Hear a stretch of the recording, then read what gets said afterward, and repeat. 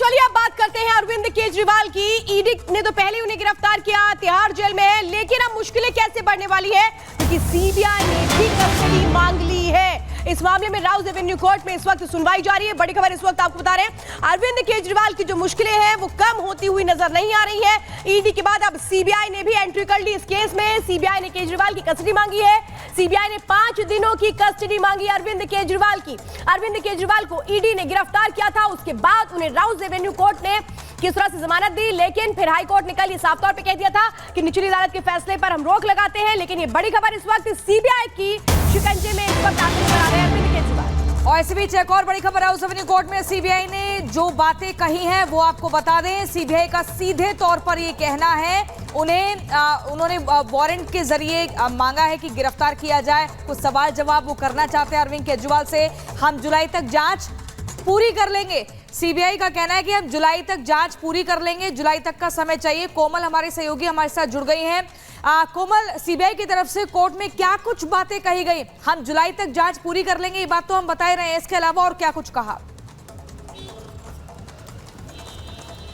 बिल्कुल, देखिए अरविंद केजरीवाल की मुश्किलें लगातार बढ़ती चली जा रही है, लेकिन अगर हम सीबीआई की दलीलों पर गौर करें तो देखिए जो दलीलें उन्होंने कोर्ट में रखी है वो काफ़ी ज़्यादा अहम मानी जाती है। सबसे पहली दलील जो उन्होंने कही है कि कोई भी पॉलिसी जब बनती है तो वो नौकरशाह से होकर के मंत्रियों तक जाती है, लेकिन यहाँ पे ये उलट हुआ है, मंत्रियों से ये जो पॉलिसी है वो नौकरशाह तक पहुँचती है। दूसरी दलील पर बात करें तो मार्जिन को बढ़ाने की बात उन्होंने कही है। सीबीआई ने ये दलील दी है कि मार्जिन जो 6% था उसे बढ़ा करके 12% कर दिया जाता है। साथ ही साथ जो कैबिनेट की बैठक होती है वो कैबिनेट की बैठक अरविंद केजरीवाल बुलाते हैं और उन्हीं के आवास पर बैठक होती है। इस बात की दलील भी सीबीआई ने कोर्ट में दी है। साथ ही साथ देखिए उन्होंने कहा है कि जो लॉकडाउन में बाकायदा जो साउथ की लॉबी थी जो कहीं ना कहीं फंड दे रही थी, जिनका नाम सामने आया था, इसके पहले के कविता की बात कर ले, विजय नायर की बात कर ले, बुच्ची बाबू की बात कर ले, इन सबका नाम सामने आया था। कि कविता को भी गिरफ्तार कर लिया गया था कथित शराब घोटाला मामले में, तो उनसे भी देखिए साउथ लॉबी का नाम सामने आया था। और कहा गया, सीबीआई ने यह दलील दी है कि कोरोना के समय जब लॉकडाउन चल रहा था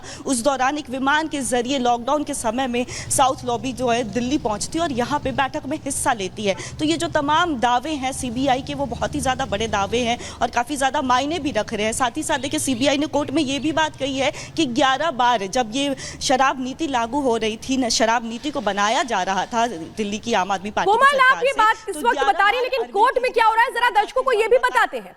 दरअसल कोर्ट में केजरीवाल के जो वकील हैं उन्होंने अपनी दलील रख दी है। वो साफ तौर पे ये कह रहे हैं कि आखिर सीबीआई अब अरेस्ट करने के लिए क्यों पहुंची है। केस दर्ज किया गया, चार्जशीट दाखिल कर दी गई, लेकिन एक में भी अरविंद केजरीवाल का नाम नहीं था। अब इस तरह की बातें रखी जा रही हैं। इस वक्त सीबीआई कोर्ट में अरविंद केजरीवाल के जो वकील हैं उनकी ओर से कि अब सीबीआई को मेरी क्यों जरूरत पड़ गई है, वो इंतजार क्यों कर रहे थे। वो कहते हैं कि उनके पास सामग्री थी तो पहले उन्होंने आकर के गिरफ्तारी क्यों नहीं की। चार्जशीट थी उनमें भी कहीं जिक्र नहीं आया, यानी कि अब सीबीआई को ही कटघरे में खड़े करने की कोशिश कर रहे हैं अरविंद केजरीवाल के वकील। सुजाता हमारे साथ है राउज एवेन्यू कोर्ट में। सुजाता, ये तो वही दलील हुई जो ईडी के समय दी गई थी, अब सीबीआई के वक्त भी यही दलीलें दी जा रही हैं कि आपने इससे पहले क्यों नहीं गिरफ्तारी की, आप इससे पहले कहां थे, यानी फिर से पहले ईडी को कटघरे में खड़ा किया गया, अब सीबीआई को।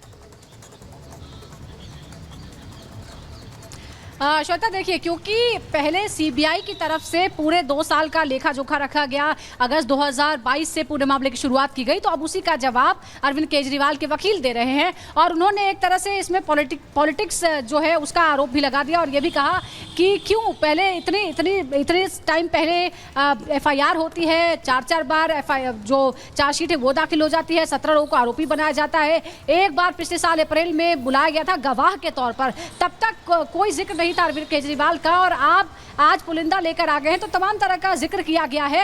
लेकिन इस मामले में अरविंद केजरीवाल की मुश्किलें जाहिर तौर पर बढ़ गई है। अब सीबीआई ने उनको आज अरेस्ट किया, ऑफिशियली कोर्ट के अंदर ही उन्हें अरेस्ट किया गया क्योंकि बीती रात वहाँ तिहाड़ जेल में पूछताछ की गई थी। उसके बाद वारंट के साथ यहाँ पर वारंट लेने, प्रोडक्शन वारंट के साथ के लिए यहाँ पर पहुंची और उसके बाद अरेस्ट किया गया। 5 दिन की कस्टडी मांगी गई है और इसी पर जिरह चल रही है क्योंकि अरविंद